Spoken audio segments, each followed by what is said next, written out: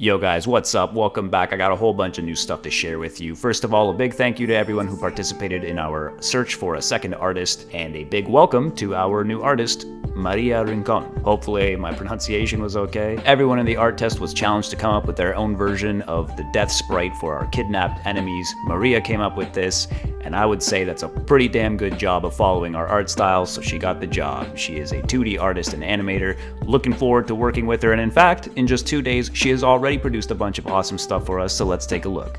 Previously, we had the death where you cut the arm off of the guy, and now thanks to Maria, we've got a head being cut off, we've got legs being cut off, and if you use a shuriken to kill a guy, you've got the shuriken sticking out of the guy's head.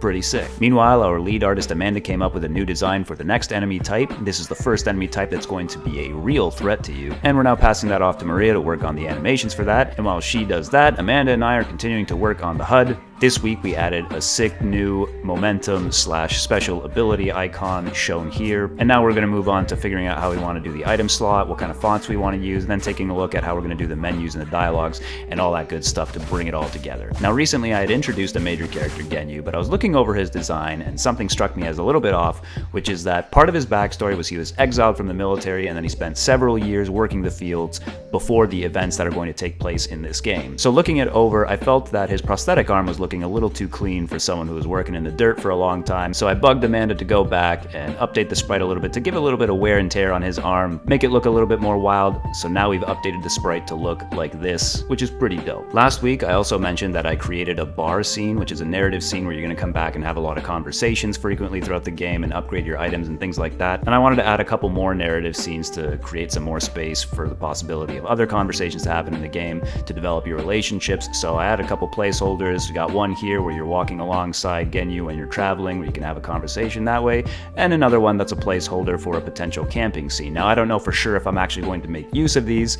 I am going to start working on the narrative script this week, so I'll decide there whether or not we're going to need stuff like this to carry the story forward, but there you go. And finally, the last thing I worked on this week is I wanted to make cool, smooth transitions between the levels in the game, and I wanted to have kind of like a title card type of thing, the kind of thing you might see in a TV show or a movie, and to try to make it as seamless as possible so it looks like an actual immersive kind of transition as opposed to a traditional loading screen. So I came up with this cool effect where we do a screen wipe, and then we show some title card type of stuff introducing the chapter, ignore my placeholder programmer shit here, and then another screen wipe that goes right into the next level. I'm pretty happy with that. I think it looks sick. So next week we're moving forward with all the stuff I mentioned in here. The only other thing I didn't mention is I'm also going to be narrowing down exactly what kind of music we want to go with. We've already experimented a lot with the music and I've shown you some of that stuff before, but now I wanted to get really specific on it and not only figure out exactly what I want the overall sound of the game to be like, but exactly how we're going to make use of the music in different situations in the game, like when you clear a level, when you die,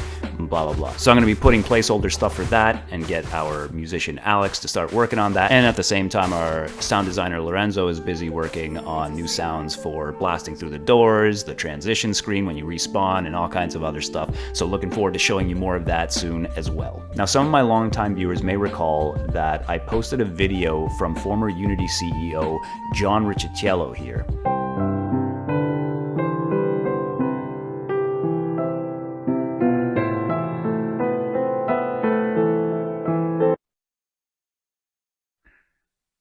I'm gonna take my big fucking balls and put them in your mouth.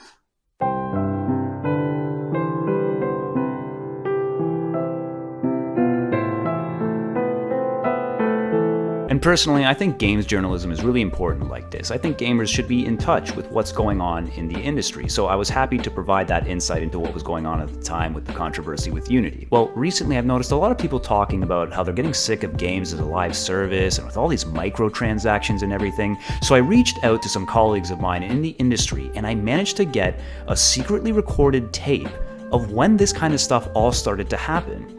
And it's a secret tape of John Riccitiello back when he worked at Electronic Arts. And hopefully, it's going to give us some insight into how we got to the state of AAA gaming as it is today. Let's take a look.